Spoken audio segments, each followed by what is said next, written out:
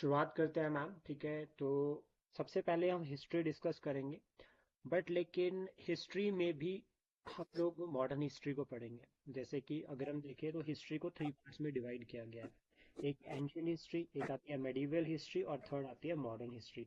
और modern history के साथ साथ भी आपको याद रखना है कि इनके साथ में वर्ल्ड हिस्ट्री का भी एक क्वेश्चन पड़ता है और इंडिया आफ्टर इंडिपेंडेंस इसका भी जो है वो एक क्वेश्चन बनता है। तो पांच तो ये सेगमेंट हो गए और इनके साथ एक सिक्स सेगमेंट आता है, that is art and culture.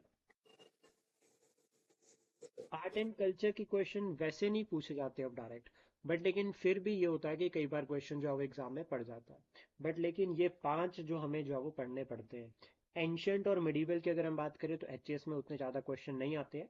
But लेकिन फिर भी क्योंकि एंशियंट मिडिवल अगर हम पढ़ते हैं तो एक तरह से हमारी जो अप्रोच है हिस्ट्री को लेकर वो थोड़ी बेहतर हो जाती है, तो इसलिए हमें ये पढ़नी पड़ती है। और इन सभी के लिए जो सबसे बेस्ट है दैट इज़ तमिलनाडु जो बोर्ड की एनसीईआरटी है, वो काफ़ी है। सबसे पहले एनसीईआरटी अगर हम बेसिक पढ़ लेते हैं, देन उसके बाद हम क्या करेंगे, कोई भी एक सोर्स से नोट्स उठाएंगे और उनको रिवाइज करेंगे ताकि कोई टॉपिक छूट ना जाए।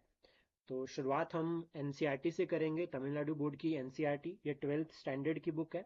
और हम क्या करेंगे, हम ये डिस्कस करेंगे कि हमें किस अप्रोच के साथ चलना है इस बुक को लेकर। लेकिन उससे पहले हम क्या करेंगे कि एक ओवरव्यू में हम जो है वो टॉपिक्स भी देख लेते हैं कि कौन कौन से इंपॉर्टेंट टॉपिक्स है। एक पॉइंट आपको याद रखना, मेंस आंसर राइटिंग का जो सबसे इम्पोर्टेंट जो रूल रहता है, हम इंटीग्रेटेड अप्रोच को लेकर चलेंगे तो प्री प्लस मेंस दोनों साथ में पढ़ेंगे। मेंस ठीक है के सर। लिए आपके पास जो कंटेंट है ना, वो एकदम आपके माइंड में होना चाहिए। कंटेंट हमेशा माइंड में होना चाहिए। और जो कंटेंट हम पढ़ेंगे, जो भी टॉपिक हम पढ़ेंगे, हमें कोशिश करनी है कि हम इसको मैक्सिमम टाइम पढ़ ले ताकि हमेशा जो है वो ये हमारे माइंड में रहे। तो जैसे ये कोटेशन है, untouchability is sin, untouchability is a crime, untouchability is inhuman. अब ये जो तीन लाइंस है ना, ये आपको ऐसे राइटिंग में हेल्प कर सकती है। ठीक है सर। हम एक एक टॉपिक को देखेंगे, एक एक लाइन को समझ रहे हैं। देखो, ऐसे मान लीजिए आपको ऐसे लिखने के लिए आ गया मैनुअल स्कैवेंजिंग के ऊपर, या फिर अगर हम बात करें सैनिटेशन वर्कर्स के ऊपर, कोई भी ऐसा टॉपिक आ गया तो वहां पर आप इस कोटेशन को जो है वो ऐड कर सकते हैं। अनटचेबिलिटी से रिलेटेड या इनक्वालिटी से लेकर कोई भी अगर ऐसा आपको जो है वो ऐसे आता है लिखने के लिए, तो आप वहां पर इसको मेंशन कर सकते हैं। तो पहला काम क्या हो गया कि हमें इसको याद करना है, हमें इसको सिंपल जो है वो अपने माइंड में रखना है, तो हम ताकि हम इसको अपने ऐसे में या आंसर राइटिंग में इंक्लूड कर सकें। देन उसके बाद देखो, जो तमिलनाडु की जो ये बुक है, ये मैं बता देता हूँ आपको, डेली फैक्ट पर मिल जाएगी, वहां पर मैंने अभी शेयर कर दी है। तो इसमें ठीक। हमें क्या क्या पढ़ना है। सबसे पहले तो देखो, हमें ये पॉइंट इसमें क्लियरली मतलब अपने माइंड में रखना कि हमें सिर्फ एग्जाम ओरिएंटेड पढ़ना है। और प्लस वन प्लस टू दोनों की बुक्स काफ़ी रहती है। प्लस वन की जो बुक है तमिलनाडु बोर्ड जो एनसीईआरटी वाली है, वो एंशियंट और मेडिवल है, तो वहाँ से वो कवर हो जाती है। और प्लस टू वाली जो ये बुक है, इससे वर्ल्ड हिस्ट्री भी कवर हो जाएगा आपका, इससे आपका मॉडर्न हिस्ट्री भी कवर हो जाएगा और पोस्ट इंडिपेंडेंस भी तकरीबन कवर हो जाता है। हम क्या करेंगे, मैं आपको इसमें एक ट्रिक बताऊंगा जिस अप्रोच के साथ हमें इसे पढ़ना है। बट लेकिन उससे पहले हम सिलेबस भी देख लेते हैं कि हमारे सिलेबस में क्या क्या जो है वो हमें कवर करना है। तो सबसे पहले तो देखो, अगर हम बात करें सिर्फ एचईएस को लेकर चलते हैं, और एचईएस भी 2026 का हम टारगेट करके चलते हैं कि हमें जो है वो ये कवर करना है। तो जी सर। एचईएस में एक तो सबसे पहले होता है प्रीलिम्स। हाँ जी सर।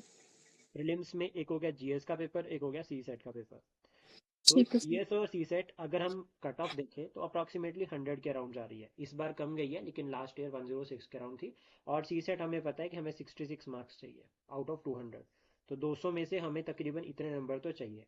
तो जीएस में हम सेफ स्कोर मान सकते हैं कि हमें 110 के पास जाना है।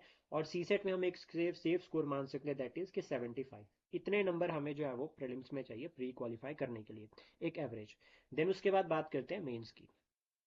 अब मेंस में क्या होता है कि सबसे पहले तो एक अप्रोच ध्यान रखना कि मेंस की प्रिपरेशन प्रीलिम क्लियर करने के बाद की नहीं है, वो पहले की है, जो अब अभी हम शुरू कर रहे हैं। इसमें भी हमें क्या करना है, मेंस में भी देखो, मेंस में आपके सबसे पहले याद रखना, एक हिंदी का पेपर होता है, एक इंग्लिश का पेपर होता है, ये दोनों कंपलसरी होते हैं। सिर्फ क्वालिफाइंग पेपर है ये। अगर हाँ ये जी सर। क्वालिफाई नहीं हुए, मतलब मान लीजिए आपके चाहे 450-60 नंबर कितने भी आ जाए, अगर ये हिंदी इंग्लिश में आप पास नहीं हो तो फिर बात नहीं बनेगी। तो इसमें आपको 40-40 नंबर चाहिए होते हैं दोनों में, एक पॉइंट, और दोनों को मिलाकर आपके जो 40-45% से ज़्यादा नंबर होने चाहिए। उसके बाद ऐसे का पेपर होता है। ऐसे आपको दो लिखने होते हैं, इट डिपेंड ऑन यू कि आप हिंदी में लिख रहे हो इंग्लिश में लिख रहे हो, लेकिन आपको दो ऐसे आते हैं। और ये ऐसे जो है आपके 1000 वर्ड के रहते हैं। मतलब ईच ऐसे मतलब 2000 वर्ड आपको लिखने हैं।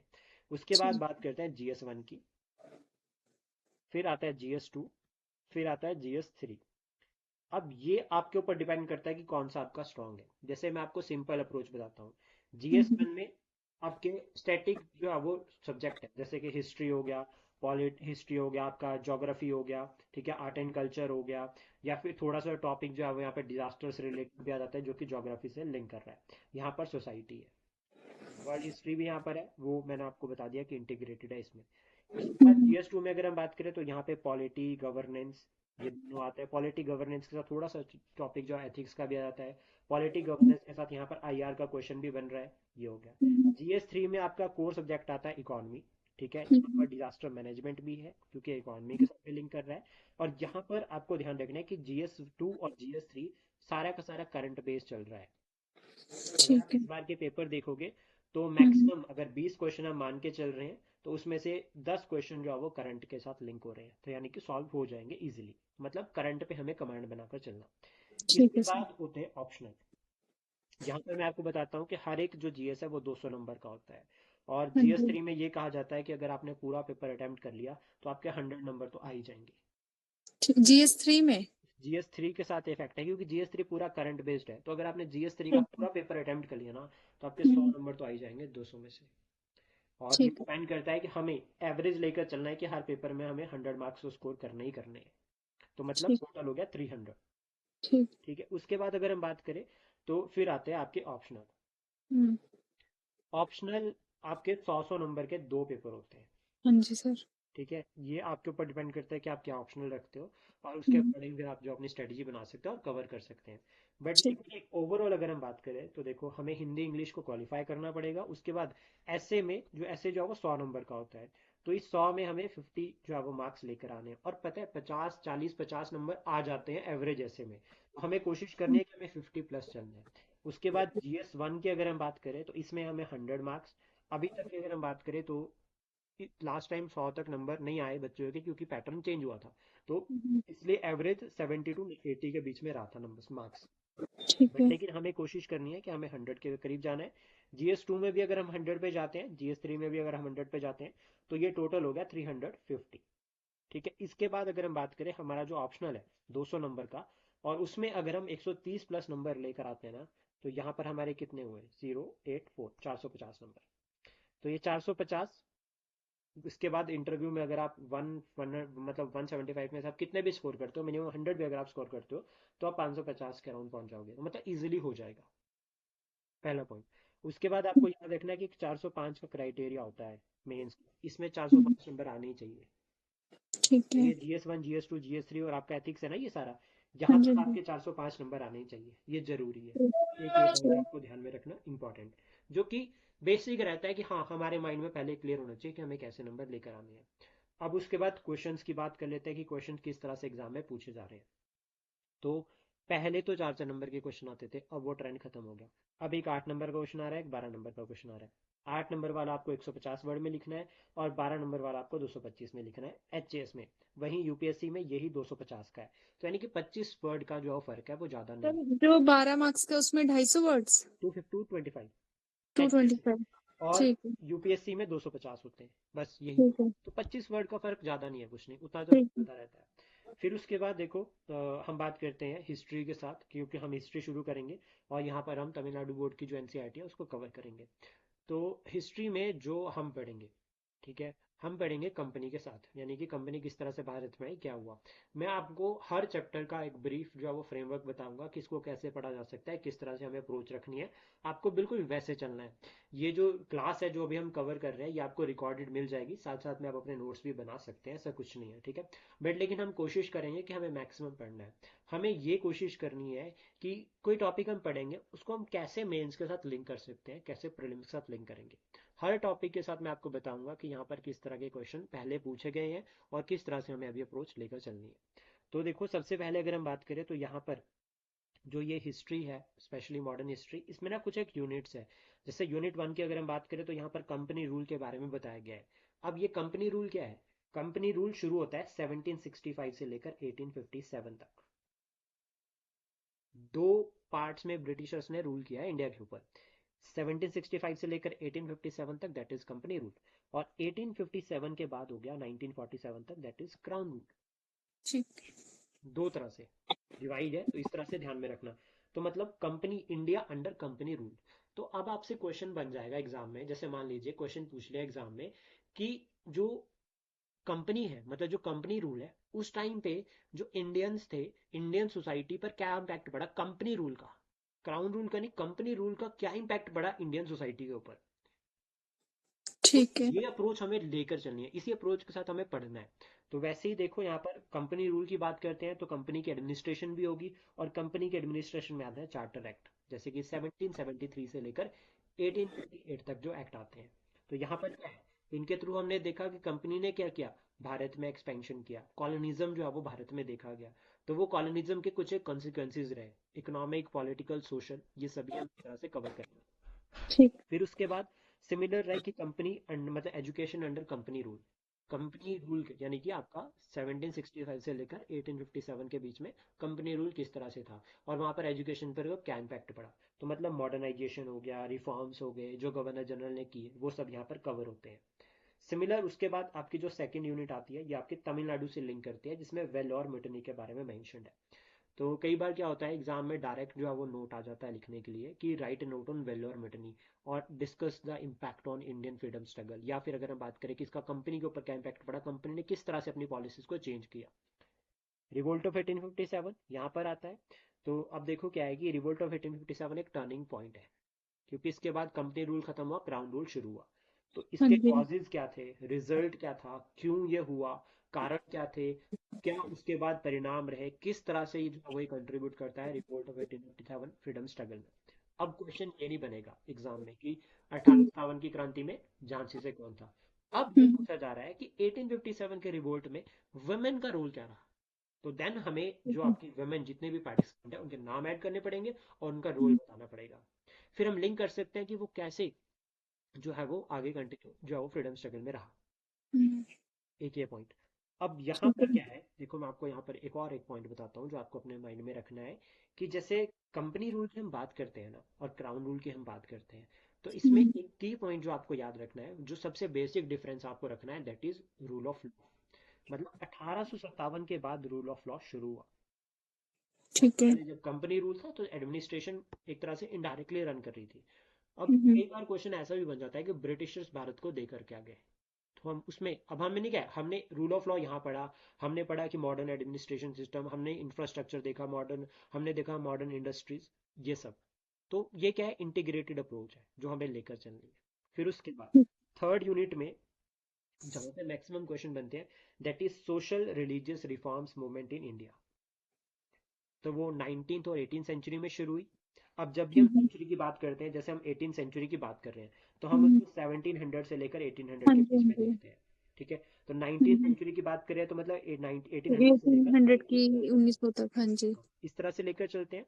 अब हमें क्या करना है कि जब हम सोशल रिलीजियस रेवलियन के रिफॉर्म्स के बारे में बात करेंगे ना, इन मूवमेंट के बारे में बात करेंगे, तो हम यहाँ पर ब्रह्मो समाज, Arya Samaj, theosophical society, Ramakrishna mission, या फिर अदर बहुत सारे जो है वो पढ़ेंगे। बट लेकिन हमें क्या करना है, एनसीईआरटी के साथ जिस अप्रोच के साथ काम किया जाता है, जैसे मान लीजिए यहाँ पर बात करी ब्रह्मो समाज की, तो हमें खाली ब्रह्मो समाज नहीं पढ़ना, हमें राजा राम मोहन रॉय के बारे में पूरा पढ़ना है, और इसके लिए हमें हेल्प लेनी है गूगल पर सर्च किया राजा राम मोहन रॉय यूपीएससी, फिर उसके बाद तीन चार वेबसाइट्स ओपन हुई, हमने एक पे क्लिक किया और हमें वहां से पूरी इन्फॉर्मेशन को नोट डाउन करके अपने पास नोट्स बना के रख लेने। अब यहाँ पर मेरे एंड से आपको क्या हेल्प रहेगी कि ये सारी मैं आपको प्रोवाइड करूंगा, तो आपको एक्स्ट्रा करने की जरूरत नहीं पड़ेगी। ठीक है सर। ठीक है, तो इसके लिए आपको कहीं भटकने की जरूरत नहीं, आप जस्ट एक पीडीएफ ओपन करो आपको मिल जाएगा। देन उसके बाद देखो changes in administration after 1857 after 1858। अब ये क्वेश्चन बन रहा है एग्जाम में यहाँ से, हम्म। अगर आप इस बार का पेपर देखोगे, ठीक है, तो हम्म। आपको इसी तरह के क्वेश्चन देखने को मिलेंगे, डायरेक्ट नहीं है। मतलब क्या है कि सबको पता है कि 1857 के बाद कंपनी रूल शुरू हो गया, कंपनी रूल खत्म हो गया, क्राउन रूल शुरू हो गया। शुरू हो गया। अब उसके चेंजेस क्या रहे, सबने इम्पैक्ट भी पढ़ लिया, तो changes in administration, changes in society, changes on freedom struggle, या किस तरह से जो है वो फ्रीडम स्ट्रगल शुरू हुआ। इवन एक बात सोचो कि 1857 से पहले इंडिया नहीं था, इंडिया उसके बाद बना, one in one one rule के अंडर, रूल ऑफ लॉ, एक एक तरह का जो था वो शुरू जब हुआ ना, हम्म। रूल्स एंड रेगुलेशन एक तरह के, तब तब भारत बना, तब वन ठीक। नेशन का कंसेप्ट मॉडर्न टर्म में शुरू होता है। फिर ठीक यहाँ है। पे वेरियस एक्ट आते हैं 1861 1892। पहले क्या होता था, इन एक्ट के सेलिएंट फीचर पूछ लिए जाते थे, बट अब नहीं आते, अब ये प्रीलिम में पूछे जाते हैं। तो इनके लिए बेस्ट अप्रोच है कि इनको साथ साथ में कवर करो। तो अगर आप हम्म, 1773 से लेकर 1947 तक के जितने भी एक्ट है उनको कवर कर देते हो ना, तो इससे आपको एक प्रॉफिट होगा कि पॉलिटी में जो हिस्टोरिकल बैकग्राउंड है ना, हाँ जी। वो कवर हो जाएगा सारा। क्योंकि ठीक। पॉलिटी क्या है, किस तरह से संविधान बना, और ये सभी कानून क्या है, एक तरह से संविधान है, जिससे government of hmm, India act 1935, Indian हाँ जी। काउंसिल एक्ट है 1909 का, इस तरह से। हम्म, तो ये सब हम यहाँ पर कवर करेंगे। फिर उसके बाद यूनिट 6 में अगर हम बात करें, तो यहाँ पर आता है freedom movement. Unit 4। Sorry, unit 4, हम्म, फ्रीडम मूवमेंट। हाँ तो जी। फ्रीडम मूवमेंट कैसी, देखो, अब यहाँ पर फ्रीडम मूवमेंट पे जब हम पहुंचे हैं ना, तो हम पहुंच गए 1885 पर। ठीक है। तो 1885 से लेकर 1905 तक आप कहते हैं मॉडरेट फेज, यानी कि यहाँ पर जो फ्रीडम स्ट्रगल था वो मॉडरेट हम्म, था, मॉडरेट आइडियोलॉजी को फॉलो किया। तो दैट इज मॉडरेट फेज। उसके बाद 1905 से लेकर 1990 तक ये हो गया एक्सट्रीमिस्ट फेज। एक्सट्रीमिस्ट फेज यानी कि यहाँ पर हमने डायरेक्ट स्ट्रगल की तरफ चले, और यहाँ पर लीडर्स कौन थे, बालाल पाल, बाल गंगाधर तिलक, लाला लाजपत राय और बिपिन चंद्र पाल, जो बेस। ठीक। ठीक है, एक अप्रोच रहती है। उसके बाद शुरू होता है गांधीयन फेज। गांधीयन फेज यानी कि 1919 से लेकर 1947। प्रीलिम्स पॉइंट ऑफ व्यू से मैं आपको 1526 से लेकर 1947 तक पूरा ईयर वाइज जितने भी इवेंट हुए हैं वो शेयर करूंगा। तो प्री के लिए ठीक। उतना ही पढ़ लोगे, बस काफी है। लेकिन ठीक हमें है। मेंस के लिए क्या करना है, मॉडरेट हम्म, फेज में क्या क्या हुआ, क्या कारण थे मॉडरेट, ये मॉडरेट क्यों थे, इनका रोल क्या रहा, किस तरह से इन्होंने एजुकेशन, किस तरह से इन्होंने जो यंगस्टर्स है उनको पढ़ाया, ठीक है, किस तरह हम्म, से इन्होंने स्वदेशी का कंसेप्ट प्रमोट किया, ये सभी यहाँ पर कवर होता है। गांधी जी भारत आए, गांधी जी भारत क्यों आए, गांधी जी ने आकर 3 टेस्ट ही क्यों किए, गांधी जी ने हम्म, डायरेक्ट क्यों नहीं जो है वो होम रूल लीग को ज्वाइन किया, ये सब यहाँ पर कवर होता है। इस अप्रोच के साथ, ये क्वेश्चंस के साथ हम जो है वो इन चैप्टर्स को कवर करेंगे। ठीक। सिमिलर फिर गांधी जी चलता है, गांधी जी के फ्रीडम स्ट्रगल में जितने भी मूवमेंट्स हुई, 3 मेजर मूवमेंट आती है, एनसीएम, सिविल डिसोबीडियंस मूवमेंट और हम्म, क्विट इंडिया मूवमेंट। अब हाँ देखो, जी। सबको पता है कि इनके कोई फेज है और इनका फ्रीडम स्ट्रगल में रोल। बट हम्म, क्वेश्चन क्या बन रहा है, क्वेश्चन बन रहा है कि गांधीयन फ्रीडम स्ट्रगल में वुमेन का क्या रोल रहा। अब हम्म, जब वुमेन का रोल लिखने लगते हैं ना, तो हमारे माइंड डाउट आएगा, हमारे माइंड में क्या हम्म, सर्टिफिकेट तो कुछ मूवमेंट वुमेन ने चलाई नहीं होगी, लेकिन फिर कैसे रोल बताएंगे, तो हम बताएंगे कि वुमेन ने मास पार्टिसिपेशन किया, कैसे, for example participated in NCM. फिर उसके बाद सीडीएम में कैसे, सॉल्ट सत्याग्रह ब्रेक करने के लिए सरोजिनी नायडू एज लीडर थी। तो ये हाँ हम जी। एज एन एग्जाम्पल लिखेंगे, तो मतलब जो हम पढ़ेंगे हमें उसको इस अप्रोच के साथ भी पढ़ना है कि हम उनको हम्म, एग्जाम्पल की फॉर्म में जो है वो आंसर में इंक्लूड कर सके। ठीक है।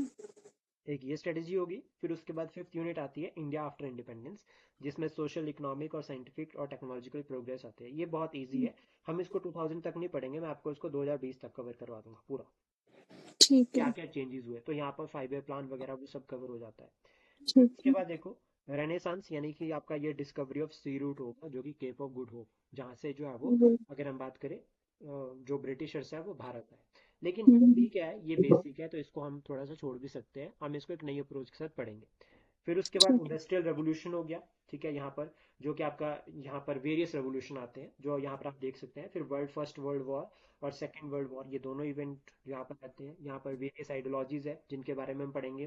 प्लस जैसे रशियन रेवोल्यूशन हम पढ़ रहे हैं, तो रशियन रेवोल्यूशन का इम्पैक्ट इंडियन फ्रीडम स्ट्रगल के ऊपर क्या पड़ा, तो हम बता सकते हैं कि सोशल, इकोनॉमिक, पॉलिटिकल जस्टिस का जो कंसेप्ट है that is from the Russian revolution. वहीं फ्रेंच रेवोल्यूशन की अगर हम बात करें, तो वहां से लिबर्टी, इक्वालिटी, फ्रेटर्निटी का आइडिया हम लेकर आए। तो मान लीजिए आपको आ गया क्वेश्चन पेपर में कि discuss the impact of French revolution on Indian freedom struggle. तो अब हमने वो तो पॉइंट सारे बता दिए जो हमने यहाँ पर पढ़े थे, बट लेकिन हमें कंक्लूड करना है ना जब इसको, तो हम कंक्लूजन में लिखेंगे कि जो फ्रेंच रेवोल्यूशन है उसका इम्पैक्ट सिर्फ फ्रीडम स्ट्रगल तक नहीं है, उसके बाद भी देखा जाता है कि जब हमने अपना संविधान बनाया, तो हमने वहां पर लिबर्टी, इक्वालिटी और फ्रेटर्निटी का जो कंसेप्ट है उसको अपने संविधान में ऐड किया, and still it mention preamble. तो मतलब कनेक्टिविटी की अप्रोच हमें लेकर चलनी है। ठीक है सर। ठीक है, ये एक हमें स्ट्रेटजी बनाकर चलनी है। देन उसके बाद इसमें यूनाइटेड नेशंस वगैरह और वर्ल्ड पीस के बारे में भी मेंशन है, जिसको हम कवर कर सकते हैं, बट लेकिन ये करंट में भी कवर हो जाता है, तो एक्स्ट्रा से पढ़ने की जरूरत नहीं है। देन उसके बाद देखो, अब ये हम्म, जो मॉडर्न हिस्ट्री है, यहाँ पर जो हाँ जी। चैप्टर्स है वो किस तरह से डिवाइडेड है।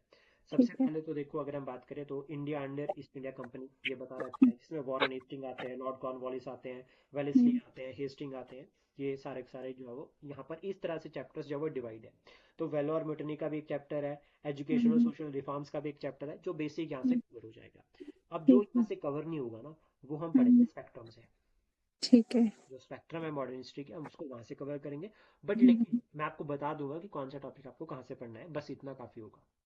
ठीक है। तो फिर सर उसके बाद अभी आज ये जो तमिलनाडु वाली जो है, ये कहाँ तक पढ़नी है आज? जहां जो तक आज मिल का, जाएगी। जहाँ तो फिर भी सर एक एस्टिमेट टारगेट जितना हम देखो। अभी क्लास में कवर कर लेंगे ना, उतना हम्म आपको पढ़ना है बस। ठीक है। ठीक है।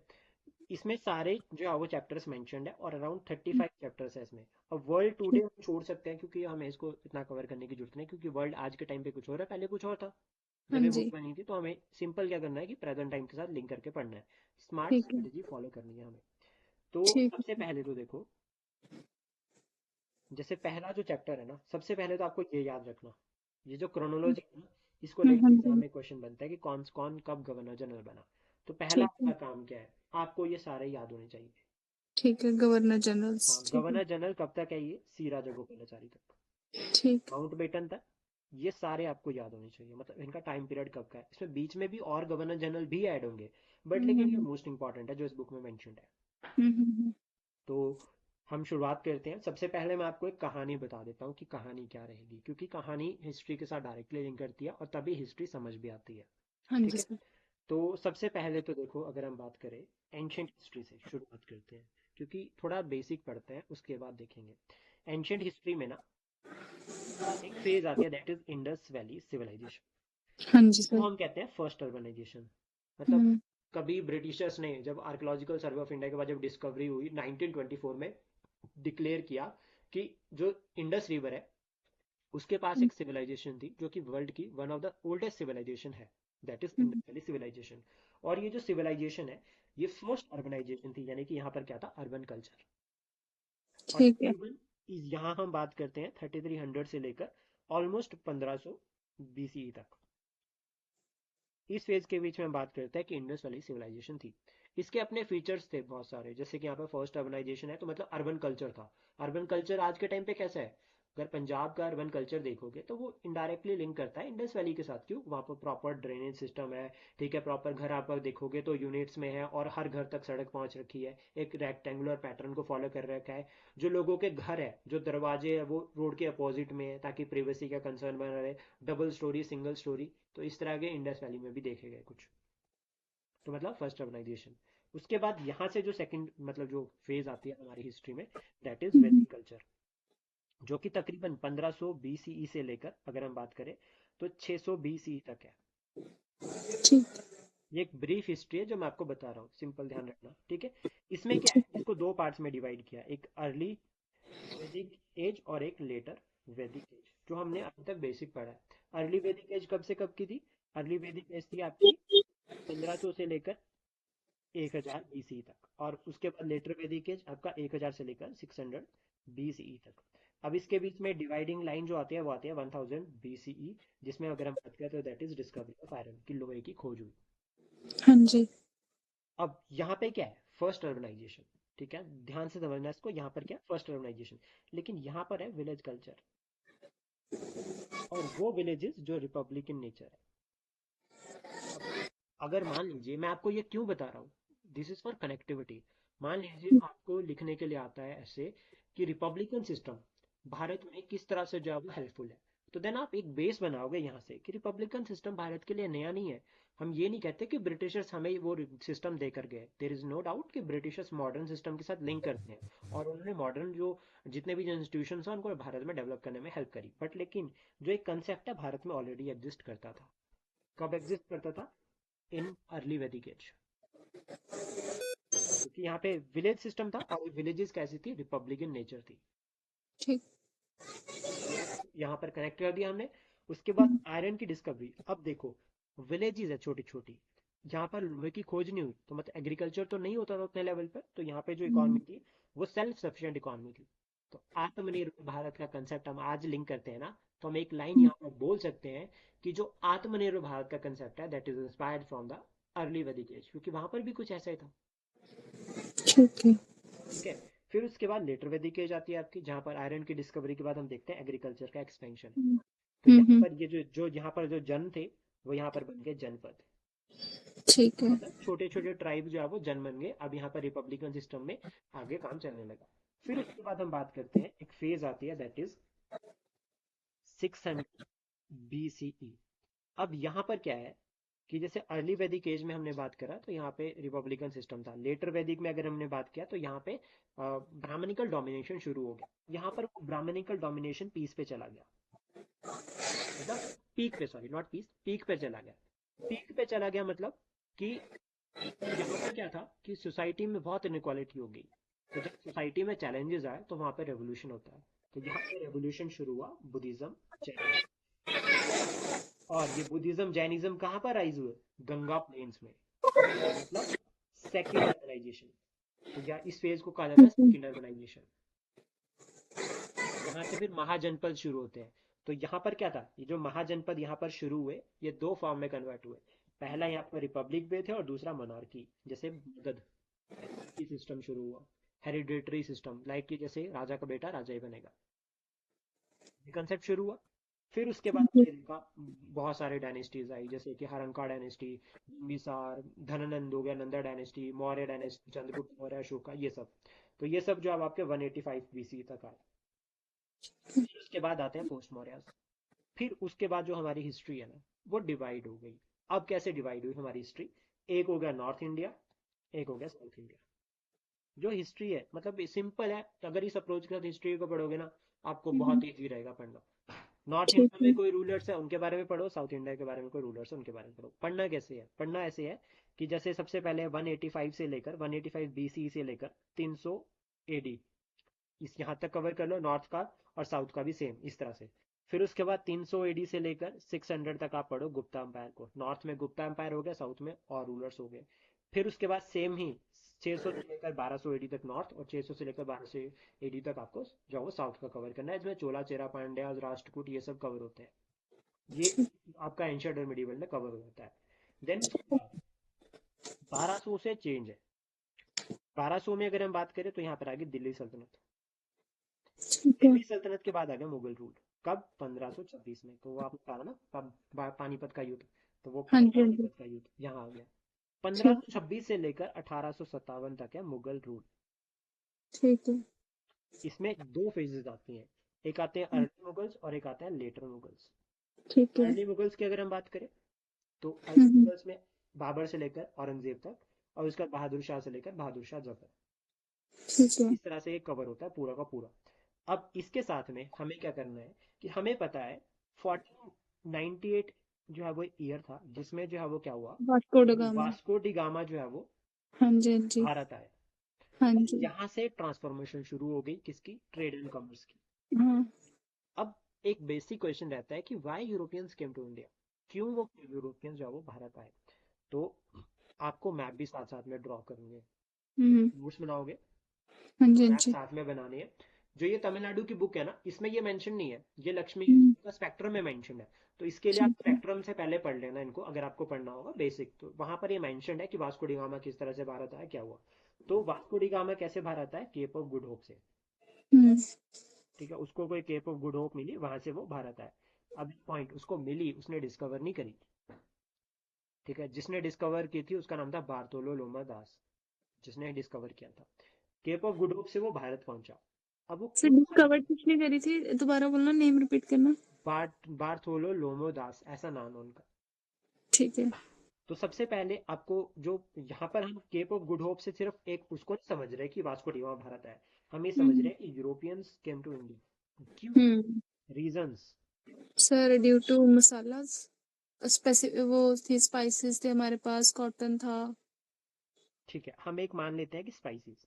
ठीक है, और हम्म, हम इसको लिंक करते हैं ट्रेड एंड कॉमर्स के साथ। हाँ जी। पहला पॉइंट। सेकंड उसके बाद कि और हम्म, इसके बहुत सारे कारण हैं, जैसे कि इंफ्रास्ट्रक्चर डेवलपमेंट। जो हाँ जी। 14th सेंचुरी है ना, 14th सेंचुरी, उसको रेनेसांस की फेज कहा जाता है यूरोप में। मतलब वहां पे नवनीकरण का जो है वो शुरुआत हो गई। वो अपने आप को समझने लगे कि हम जो है वो मॉडर्न इंडिया, मॉडर्न वर्ल्ड में एंटर कर गए। जैसे हम यहाँ पर कहते हैं ना मॉडर्न इंडिया 1857 के बाद शुरू हुआ, वो लोगों ने कह दिया कि मॉडर्न वर्ल्ड उनके लिए 1400 से शुरू होगा, रेनेसांस की फेज। वो लोग डेवलप होना शुरू हुए। तो डेवलपमेंट उनके लिए क्या की, उनके लिए दो ऑप्शन थे। एक ऑप्शन था इंडिया की तरफ जाने का, दैट इज लैंड रूट। ठीक है। और दूसरा ऑप्शन उनके पास था सी। बट उनको ये पता ही नहीं था कि सी है कहाँ, सी से आपको इंडिया मिलेगा कहाँ। बट उनको ये पता था कि हम अगर ईस्ट में जाएंगे तो हमें भारत मिल जाएगा। ठीक। का मानना ये था। तो इन्होंने क्या करा कि सबसे पहले तो लैंड रूट से कोशिश करी। बट लेकिन यहाँ पर अरब ट्रेडर्स की मोनोपोली थी, तो ट्रेड एंड कॉमर्स नहीं हो पा रहा था। और दूसरा क्या था, अरब ट्रेडर्स के साथ व्यापार तो होता था यूरोप, मतलब अरब ट्रेडर्स क्या करते थे, एज अ मीडिएटर इंडिया से सामान खरीद कर यूरोप में उसको बेचते थे। तो यूरोप में बहुत ज्यादा टैक्स पे कर, यूरोप में अगर कोई सामान उनको खरीदना पड़ता था यूरोपियंस को, तो बहुत महंगा पड़ता था। तो इसलिए ठीक वो है। क्या कर रहे थे, अल्टरनेटिव वे ढूंढ रहे थे। और उनके लिए उनके पास समुद्र ऑप्शन में आया। तो उन्होंने सी को एक्सप्लोर करना शुरू कर दिया। तो धीरे धीरे करते हैं उनको जो है वो क्या है, वास्को डी गामा जो है वो इंडिया पहुंच ही गए केप ऑफ गुड होप से। ठीक है। ठीक है, ये हो गया एक बेसिक। अब जब वो भारत में आए, तो एक पॉइंट बताओ मुझे कि क्या जो अरब ट्रेडर्स है वो इसको एक्सेप्ट करते कि यार कोई और जो ट्रेड करने के लिए आ गया। बिल्कुल भी नहीं सर। बिल्कुल नहीं। तो शुरुआत में बैटल्स हुई इनके बीच में, छोटी छोटी लड़ाई, जैसे बैटल ऑफ द्यू, बैटल ऑफ, अगर हम बात करें चौल, कुछ इस तरह छोटी छोटी लड़ाइयाँ हुई जिसमें पोर्चुगीज और जो यहाँ के जो इंडियन रूलर्स थे और जो अरब ट्रेडर्स थे इनके बीच में लड़ाइयाँ हुई। इनिशियली पोर्चुगीज हारे भी, बट लेकिन बाद में उन्होंने डिफीट करके यहाँ पर क्या है, कॉलोनियल सिस्टम शुरू कर दिया। ठीक है। अब यहाँ से एक क्वेश्चन अपने माइंड में रखना कि पोर्चुगीज वॉज द फर्स्ट जो भारत आए और लास्ट जो भारत से गए। गोवा को उन्होंने छोड़ कर गए, लास्ट हाँ गोवा जी। को छोड़ कर गए। और फिर गोवा ये कहता है कि हमने यूनिफॉर्म सिविल कोड जो है वो पहले से शुरू करके रखा है, हमारे पास था ऑलरेडी। जब उत्तराखंड पहली स्टेट बना ना यूनिफॉर्म सिविल कोड को लगाने वाला, तो हाँ गोवा ने जी। कहा कि हमारे पास ऑलरेडी एग्जिस्टेड है। तो हमने फिर क्या कहा, हमने कहा हम्म, आफ्टर इंडिपेंडेंस पहली स्टेट कौन बना है, तो दैट इज उत्तराखंड। ठीक। ये पॉइंट हो गया। अब उसके हम्म, बाद इंग्लिश आए, फ्रेंच आए, डच आए, डेन।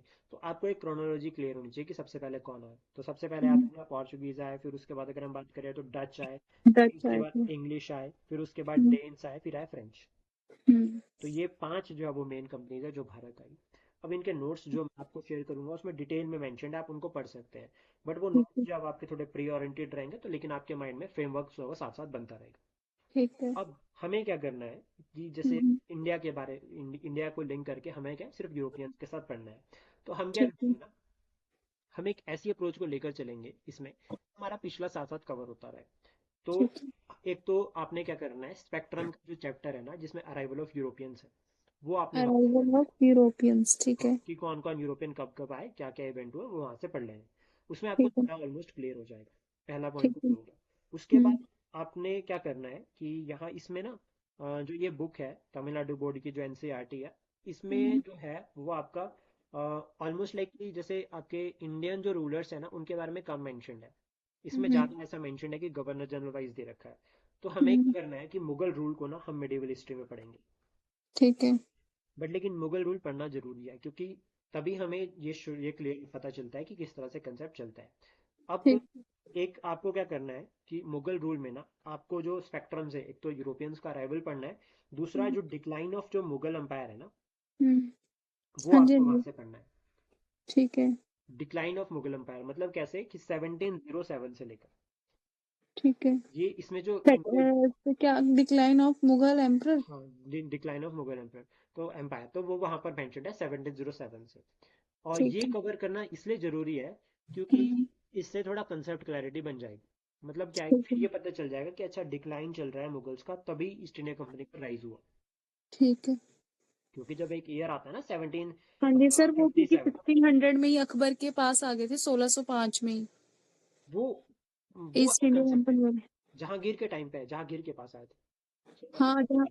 सर एक बार अकबर पे भी आए थे शायद में भी। तो अकबर ने अकबर ने अलाउ नहीं किया मना था कर दिया ट्रेड एंड था, कॉमर्स के अलाउड लिए। नहीं किया था। हाँ, तो जहांगीर मेन है, बट लेकिन वो आपको स्पेक्ट्रम से क्लियर हो जाएगा। ठीक है। वो जो राइवलरी है ना, अराइवल ऑफ हम्म, यूरोपियंस की और जो हम्म, डिक्लाइन ऑफ मुगल एम्पायर, ये आपका स्पेक्ट्रम से कवर हो जाएगा, तो आप उसको वहां से पढ़ सकते हैं। हम ठीक है। करेंगे कि हम्म, एक ईयर है 1757, हम्म, 1757 में ना बैटल ऑफ प्लासी हो रखी है। हाँ जी, हाँ जी। जो ये बैटल ऑफ प्लासी है, ठीक है, हम्म। ये आपका बंगाल का एक नवाब जिसका नाम है सिराजुद्दीन दौला, हाँ। सिराजुद्दौला हाँ। वर्सेस क्लाइव, रॉबर्ट क्लाइव, यानी कि ईस्ट इंडिया कंपनी। हम्म।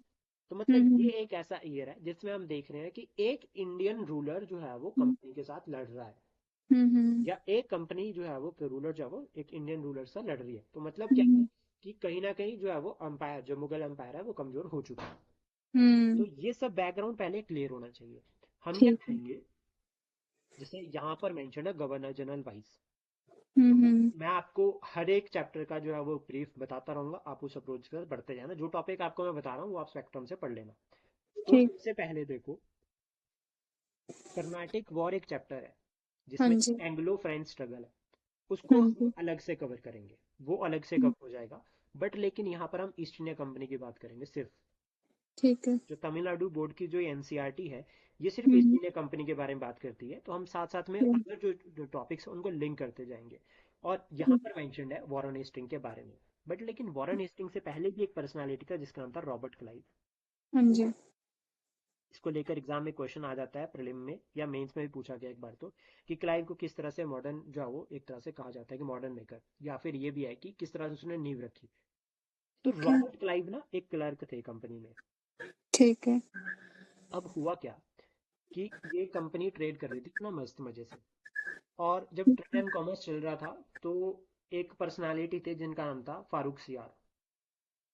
फारूक सियार ने 1717 में, फारूक सियार मुगल एम्परर थे 1717 में, उन्होंने कंपनी को ना एक फरमान दे दिया कि आपको ड्यूटी फ्री ट्रेड राइट है, अब जैसे ट्रेड करनी है करो, आपको दस्तक दी जाते हैं, आप यूज करो। दस्तक यानी कि एक तरह से स्टैंप, कंपनी को स्टैंप दे दी, फुल ठीक है। परमिशन दे दी, जैसे आपको व्यापार करना है करो, आपको फ्री ट्रेड दे दिया।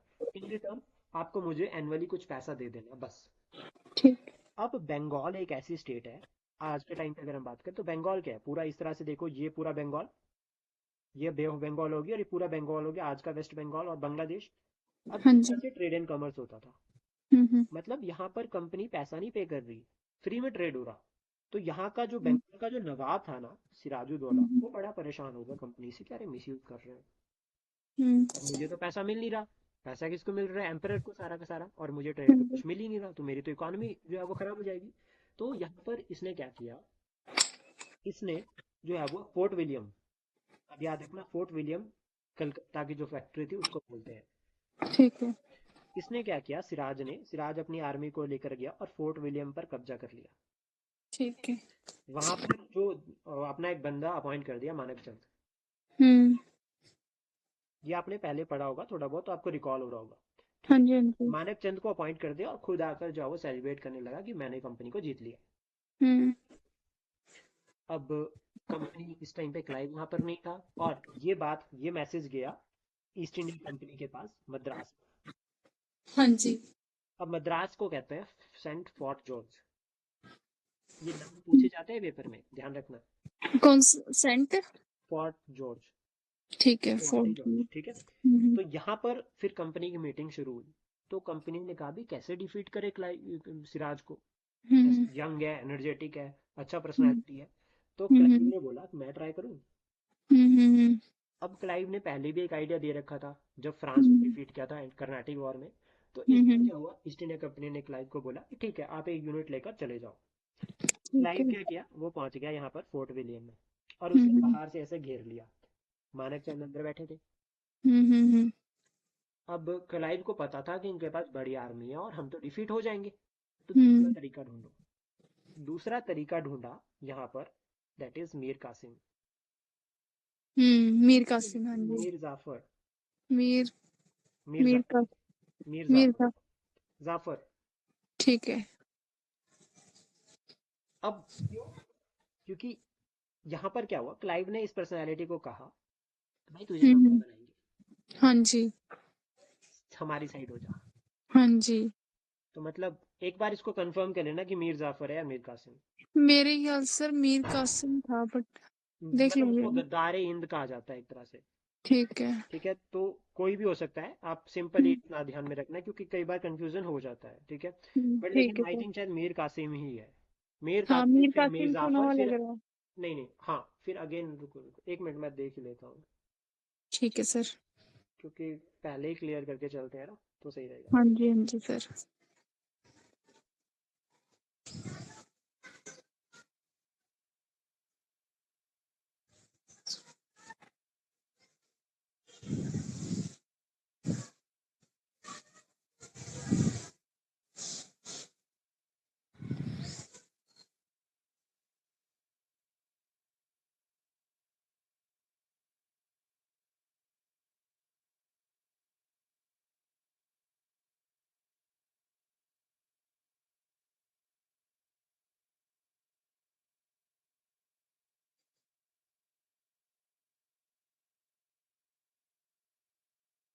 मीर जाफर।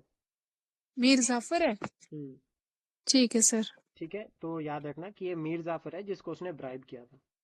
ठीक है। अब सिराजुद्दौला, हुआ क्या था यहाँ पे हम्म कि हम्म मीर जाफर को बोला कि भाई देख मैं तुझे नवाब बनाऊंगा। हम्म मीर जाफर को बोला कि भाई देख तुझे मैं नवाब बनाऊंगा और तू ऐसा कर मेरी साइड पे हो जा। क्लाइव का ये हम्म आइडिया मीर जाफर को अच्छा लगा, तो उसने क्या किया, उसको हम्म बोला कि कैसे बनाओगे। तो क्लाइव ने उसको एक प्लान बताया। क्लाइव ने उसको कहा कि जो फोर्ट विलियम है ना, यहाँ पे जो मानव चंद है उसको अपनी साइड ले ले, मानव हम्म चंद भी मीर जाफर की साइड पे होगा। फिर हम्म, इन्होंने कॉन्स्पिरेसी बनाई, that is black hole conspiracy. अच्छा। ब्लैक होल कॉन्स्पिरेसी, इसमें कहा हम्म कि भाई जब सिराज ने फोर्ट विलियम पे अटैक किया था ना, तो उसने हम्म वहां पर करीब 150 के अराउंड जो यूरोपियंस थे उनको एक कमरे में बंद कर दिया। एक ऐसे हम्म, कमरे में बंद किया जहां पर कोई भी वेंटिलेशन का सोर्स नहीं था, तो बहुत सारे लोगों की जो है वो डेथ हो गई ड्यू टू सफोकेशन।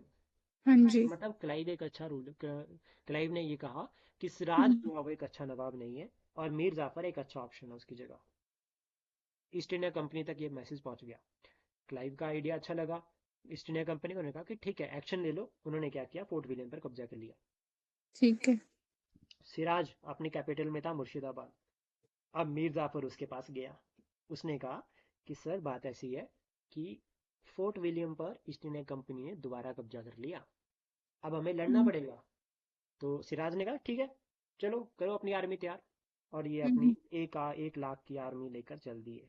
हम्म, इस 1 लाख की आर्मी में तकरीबन आधी जो आर्मी थी वो मीर जाफर के पास थी, और मीर जाफर उसका सेनापति था। आधी आर्मी। अब ये ठीक पहुंच गए प्लासी के युद्ध में। ठीक है। बैकग्राउंड है जो हम प्रिपेयर कर रहे हैं। प्लासी ठीक। के युद्ध में पहुंच, प्लासी का ग्राउंड वहां पहुंच गए। अब हम्म जब ये पहुंचे ना, तो क्लाइव के पास आर्मी आई शायद 3,000 के करीब की आर्मी थी। उसमें से भी आधे से ज्यादा जो लोग थे वो मद्रास के इंडियंस थे। हाँ जी। पहुंच गए प्लासी, और यहाँ पर हो गया दूसरी साइड पर 1 लाख की आर्मी के साथ सिराज। और सिराज के साथ यहाँ पर कौन थे, मीर जाफर, लेकिन नाम का यहाँ पे था तो यहाँ पर इस साइड पे। ठीक। अब मीर जाफर ने ना ऐसे ही जोक मारते हुए सिराज को कहा कि सर 3,000 लोग तो है, हम मार के खत्म कर देंगे, अब जाओ। पॉइंट इज दैट कि लीडर अगर यहाँ से चला जाए ना 1 लाख की आर्मी को छोड़कर, तो ये चाहे 10 लाख होते इनका मनोबल टूट जाता। तो हुआ वही, सिरा, सिराज ने क्या किया, अपने एक छोटी सी यूनिट ली और उसको लेकर अपनी हम्म, कैपिटल चला गया। तो ये ठीक। जो आर्मी, मीर जाफर तो ऑलरेडी कंपनी की साइड पे था, तो ये लड़ाई हुई नहीं। It is just a conspiracy, जिसको क्लाइव एक कॉन्स्पिरेंसी के साथ डिप्लोमेटिक स्किल्स के साथ ही जीत गया। और जब सिराजुद्दौला वापस जा रहा था, तो क्लाइव ने नहीं मारा उसको, मीर जाफर के बेटे ने मारा उसको। अच्छा। मीर जाफर बन गया नवाब, और इन रिटर्न उसने पैसा पे करा ईस्ट इंडिया कंपनी को। वो उस बैटल का खर्चा उसने दिया जो हुई नहीं। बट लेकिन इससे हमें क्या समझ आया, बंगाल में ईस्ट इंडिया कंपनी की एंट्री, वो भी कैसे, एज एन किंग मेकर। अब मीर जाफर ने क्या किया, इसने थोड़े से चेंजेस कर दिए हाँ जी। एडमिनिस्ट्रेशन में। वो ना हम्म, क्लाइव को पसंद नहीं आया, कंपनी को अच्छे नहीं लगे, तो उन्होंने क्या किया, चेंज कर दिया। मीर ठीक जाफर है। से रिप्लेस कर दिया मीर कासिम को। हाँ, मीर जाफर की जगह मीर कासिम बैठा था फिर। हाँ जी। हाँ, मीर कासिम बैठ गया। फिर जब हम्म मीर कासिम बना, मीर कासिम तो और भी चालाक निकला। उसने क्या किया, हम्म जितनी भी ट्रेड जो ड्यूटीज थी ना, हम्म कंपनी तो पे नहीं करती थी, उसने सारी हम्म अबॉलिश कर दी। उसने कहा इंडियन जो बिजनेसमैन है, जो इंडियन जो ट्रेड एंड कॉमर्स कर रहे हैं, उनको भी पे करने की जरूरत नहीं है, सबको। कंपनी को हम्म, ये भी अच्छा नहीं लगा, क्यों, क्योंकि जो इंडियन ड्यूटी पे करते थे वो कंपनी के पास जाती थी। तो हाँ कंपनी ने क्या जी। किया, इसको अगेन रिप्लेस कर दिया मीर जाफर से।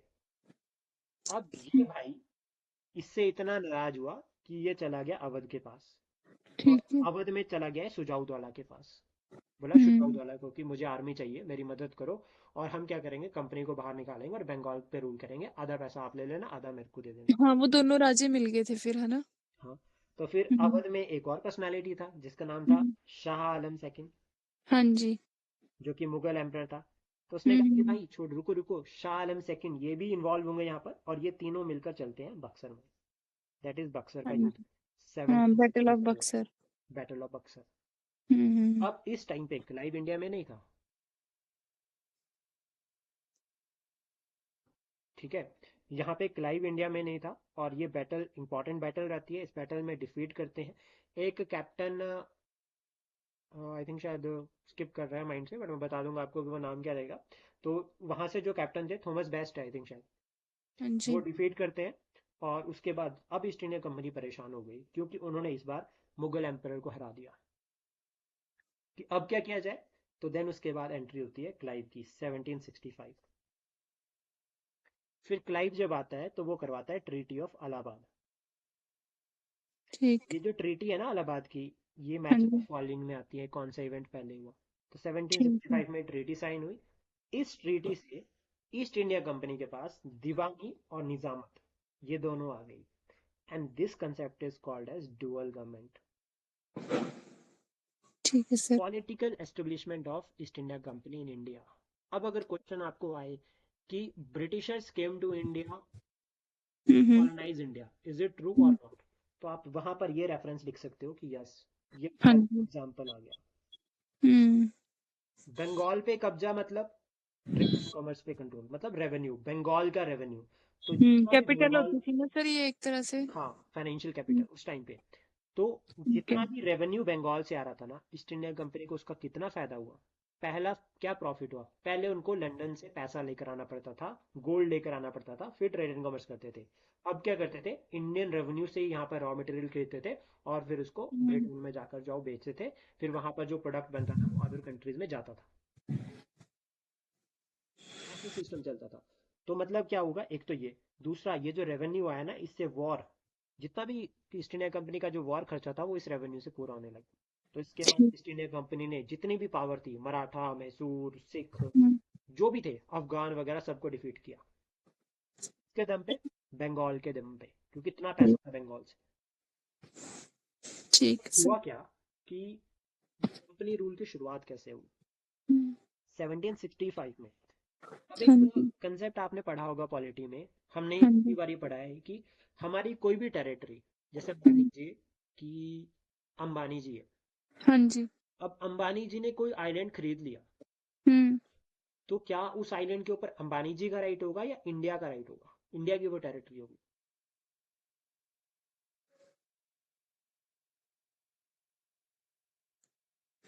वहां पे रूल्स एंड रेगुलेशन किसके चलेंगे, अंबानी जी के चलेंगे, इंडिया के चलेंगे। सर इंडिया के ही चलेंगे। क्योंकि अंबानी जी भी तो इंडिया के हैं, हाँ जी। तो उनकी जहां भी टेरिटरी होगी वो भी इंडिया की होगी। हाँ जी, तो तो वैसे ही अंबानी। हम्म। यहाँ पे ईस्ट इंडिया कंपनी अब पॉलिटिकली रूल शुरू कर दिया उन्होंने। तो मतलब उन्होंने, हम्म। तब क्राउन ने उनको कहा कि रुको रुको भाई, तुम क्राउन हम्म। का पार्ट हो, हमने तुम्हें मोनोपोली दी थी, तब तुम व्यापार कर रहे हो, तो मतलब हाँ जी। हाँ जी। Company also part of crown.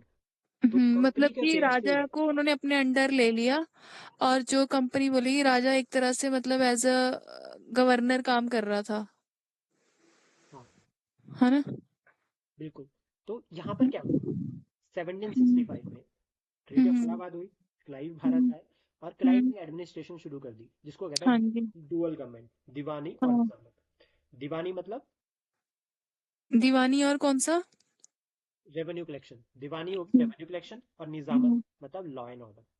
ठीक है, निजामत, ठीक है। दो ही तो चाहिए, दो ही तो कंसेप्ट चाहिए होते हैं एडमिनिस्ट्रेशन के, रेवेन्यू कलेक्शन और लॉ एंड ऑर्डर। तभी तो पता ठीक चलता है। है कि एडमिनिस्ट्रेशन है। और ये दोनों किसके पास चले गए, कंपनी के पास। कंपनी के पास।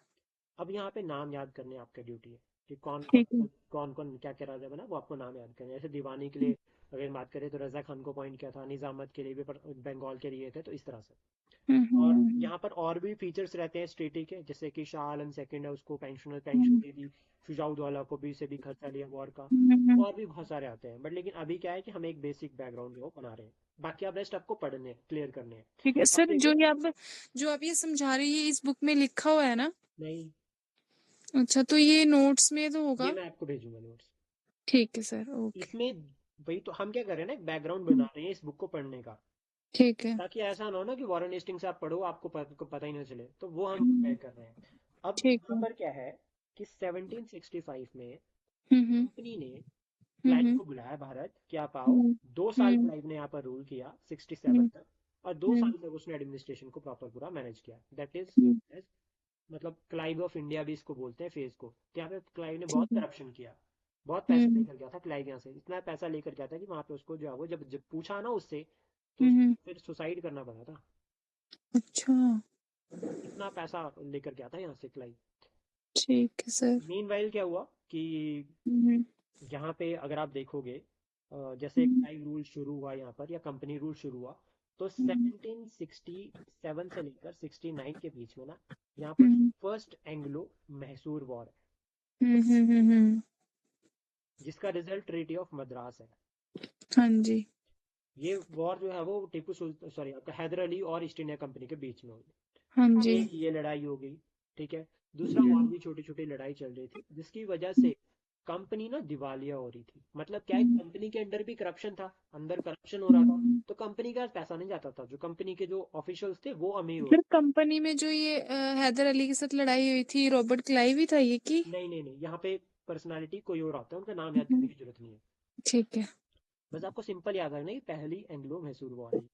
ठीक है अब सर। हुआ क्या कि एक तो लड़ाइयाँ चली हुई थी, हम्म दूसरा हम्म हम्म, कंपनी के जो ऑफिशियल थे वो बहुत करप्टेड हो गए थे, हाँ जी। और तीसरा point that is industrial revolution. ठीक इंडस्ट्रियल है। रेवोल्यूशन जो ब्रिटेन में हुआ ना, तो पहले तो एक कंपनी थी, उसके बाद ना हजारों कंपनियां खड़ी हो गई, जिन्होंने कहा कि हमें भी भारत के साथ व्यापार करना और प्रॉफिट चाहिए। ठीक है। तो मतलब जो ऑलरेडी कंपनी है उसकी जो मोनोपोली है उसको कर्व करना पड़ेगा, कंट्रोल करना हम्म पड़ेगा। तो यहाँ हम्म, से क्या शुरू हुआ, यहाँ से शुरू हुआ regulating the affair of East India company. ठीक है।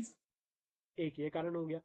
हम्म उसके बाद जो फोर्थ रीजन आता है ना, हम्म कंपनी करप्टेड हो गई थी, तो उन्होंने क्या किया कि एक बहुत बड़े लोन की डिमांड करी क्राउन से कि हमें इतना पैसा चाहिए। तो क्राउन ने भी हम्म पूछा कि भाई आपको इतना पैसा क्यों चाहिए। तो हम्म जब सारा जितना भी रिकॉर्ड थे जब देखे गए, तो पता चला कि कंपनी तो दिवालिया हो गई है। तो फिर हम्म वहां से क्या हुआ कि रेगुलेट करना शुरू हुआ फिर कंपनी के। तो उनको रेगुलेट करने के लिए जो सबसे पहले पर्सनालिटी जो भारत आए, that hmm, is Warren Hasting. हाँ अब जी। यहाँ से आपका जो है वो पहला चैप्टर जो है वो शुरू होता है।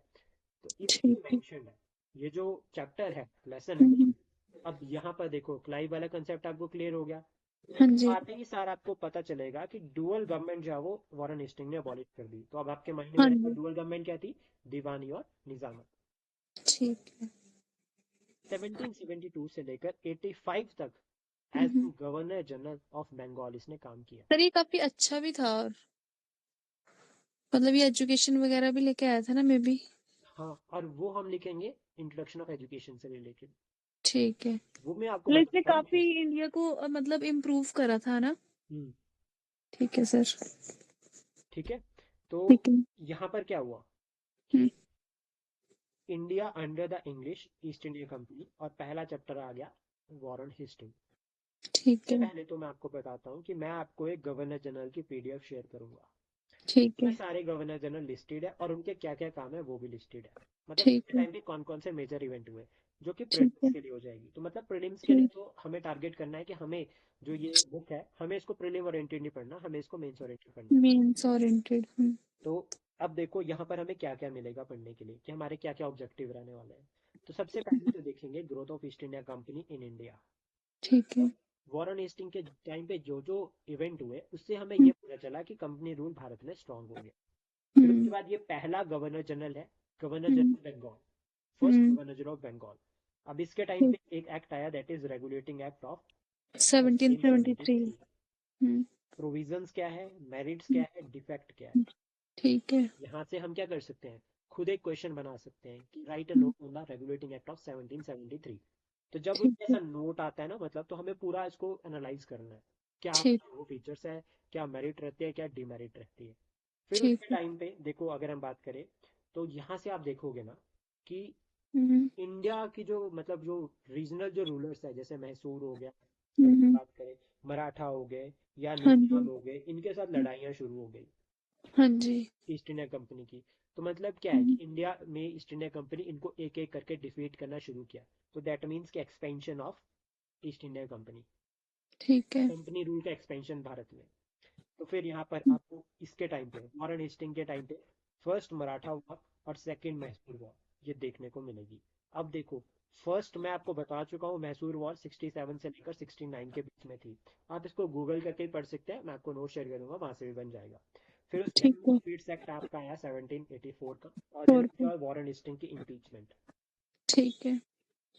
तो अब यहाँ पर मेंशन्ड है, देखो जैसे ईस्ट इंडिया कंपनी का रॉयल चार्टर 1600 का जो मैंने आपको बताया, और हाँ कैप्टन जी। हॉकिंग 1608 में जहांगीर के कोर्ट में आए थे, थोड़ी परमिशन हम्म दी थी ट्रेड एंड कॉमर्स के लिए।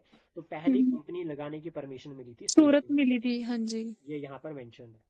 ठीक है। हम्म। उसके बाद इससे खुश नहीं हुए थे, तो 1613 में जहांगीर ने एक फरमान और इशू किया था ईस्ट इंडिया कंपनी के लिए, हम्म कि वो जो है वो सूरत के साथ साथ, अगर हम बात करें जैसे कि ट्रेड एंड 2016 से शुरू, 1613 हम्म से शुरू हुई सूरत से। हम्म फिर उसके बाद हम्म आपका यहाँ पर थॉमस रॉय गए थे 1615 में, हम्म और जहांगीर ने उनको हम्म फरमान दिया था कि आप कहीं पर भी कंपनी लगा सकते हैं। हम्म। ऐसा क्यों, ये क्वेश्चन है। ऐसा क्यों?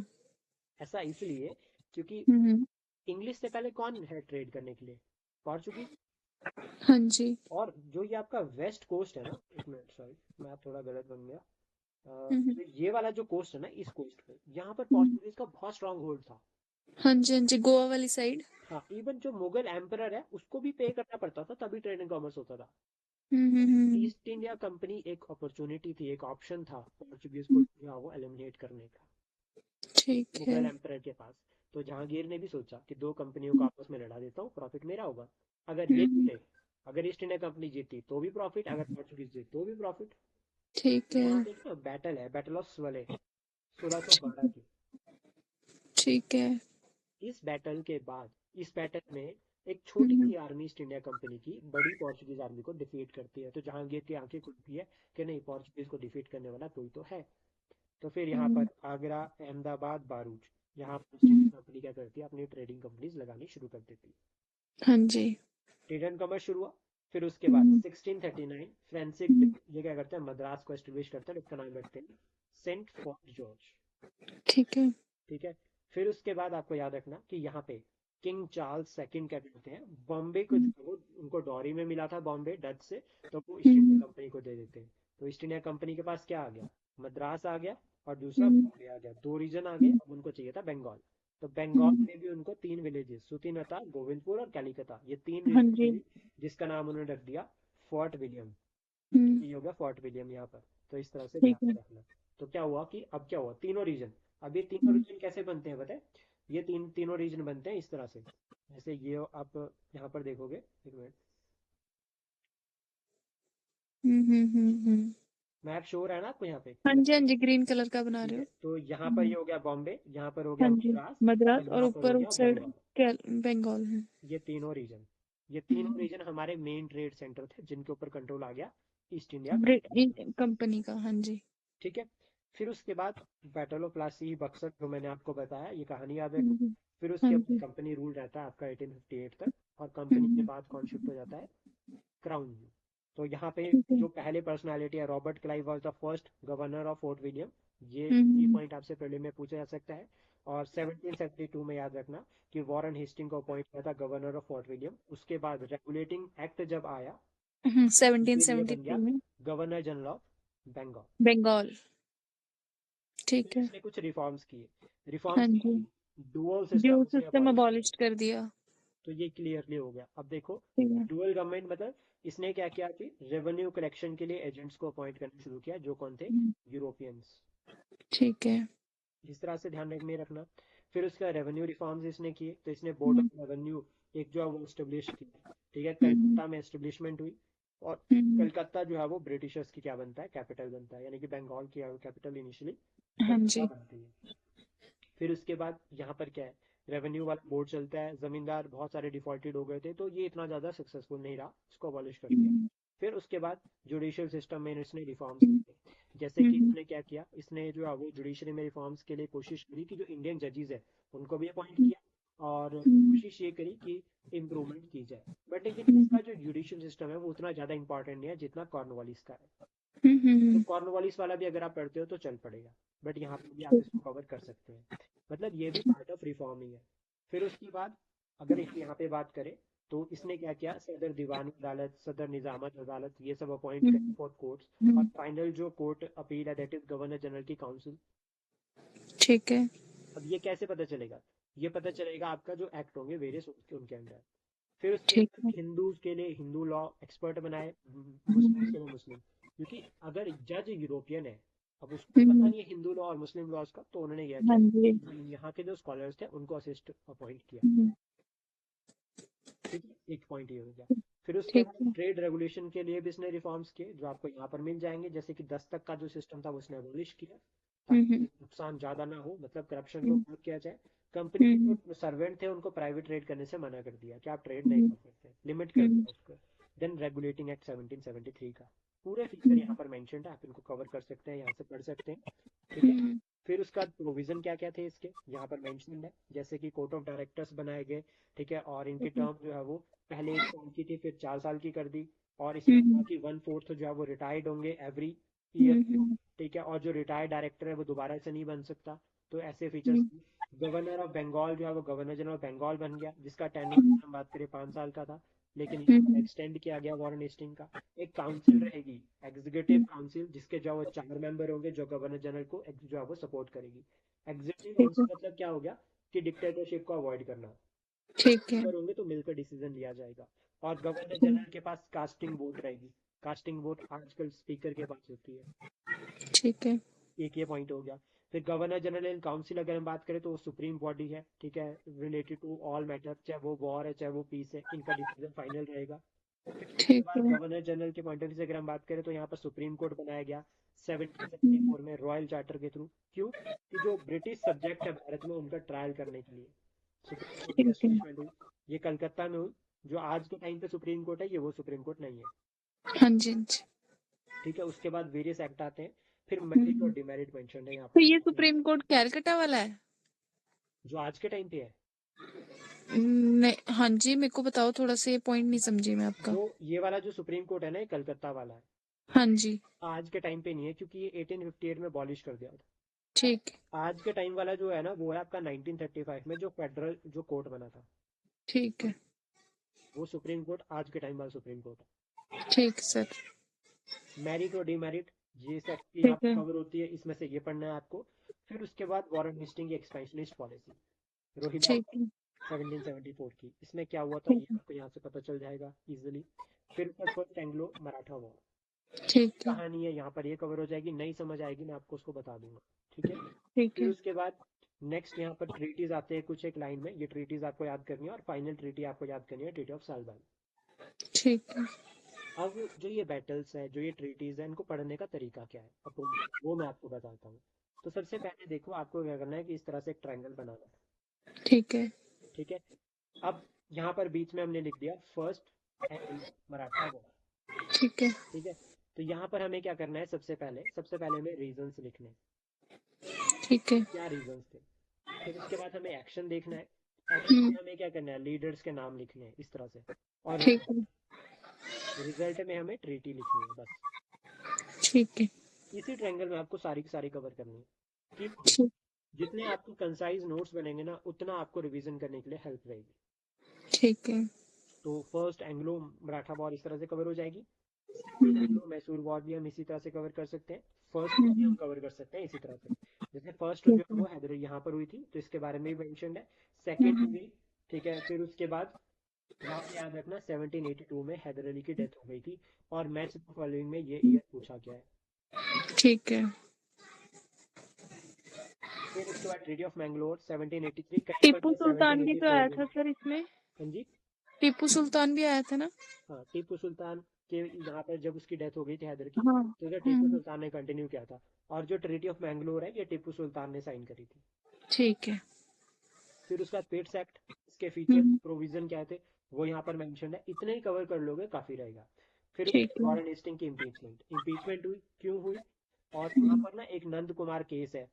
हाँ नंद जी, हाँ कुमार जी। 1775 पहले पर्सनालिटी है जिसको फांसी दी गई थी, ठीक है। First Indian. तो ये याद रखना। तो इस तरह से ये चैप्टर पूरा कवर होता है। इसके बाद एस्टिमेट है वॉरेन हेस्टिंग के, ये हम कवर कर हम्म, सकते हैं।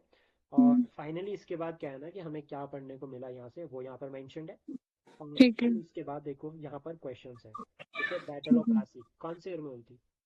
सर, 1770 नहीं, 1772 में। Battle of Plassey 1757। 57, ठीक है, ठीक है। 64 की बक्सर। हाँ जी। Second Mysore war came to end by the treaty of. ये A option. B, Mangalore. B, Mangalore. साल बाई पहली मराठा वॉर की है। ठीक है। फिर उसका डुअल गवर्नमेंट डुअल सिस्टम किसने इंट्रोड्यूस किया था? सर ये तो रॉबर्ट क्लाइव ने करा था। रॉबर्ट क्लाइव ने। हैदर अली की डेथ कब हुई थी? 1782 में। 1782। Match the following. ठीक है। ट्वेंटी डे, ये थोड़ा सा टफ हो सकता है, ठीक है। हम हम्म, इसको कैसे सॉल्व करेंगे? हम देखो इसको करेंगे सदर दीवानी अदालत, हम्म, ठीक है। दीवानी मतलब एक तरह से अगर हम बात करें कोर्ट ऑफ कोट। कंट्रोल, ठीक है। ये हम्म, पिट्स एक्ट से आई थी, ठीक है। ठीक है। जो हाफिज रहमत खान है ये रोहिलखंड का रूलर था। हम्म, बेसिक डे अगर हम बात करें तो ये लिंक करता है सेंट फोर्ट फोर्ट के जॉर्ज। साथ। और हम्म, दीवानी अदालत that is civil code. Court. फिर उसके बाद ये ट्रू और फॉल्स भी है, ठीक है, चूज हम्म, किए जा सकते हैं सिंपली। लेकिन हम्म, हमारा जो मेन टारगेट है that is these questions. Right ठीक है, not on Rohilla war, Pitt's India act, second Anglo Mysore war. तो आपको ठीक शुरू है, में यही क्वेश्चन प्रैक्टिस करने हैं इस चैप्टर को पढ़ने के बाद। फिर उसके ठीक है। बाद यहाँ पर जो 100 वर्ड्स है ना, आपको उसको कट करके 150 वर्ड करना है। और इन दो हम्म, क्वेश्चंस के ऊपर भी नोट लिखना है। और 200 वर्ड ठीक वाले को कट करके 225 वर्ड लिखना है। तो ये है, ठीक करना है। है। तो अब आप ये साथ में करके दो, फिर हम आगे कंटिन्यू करेंगे। ये अभी पहले इसको फटाफट रीड करूं।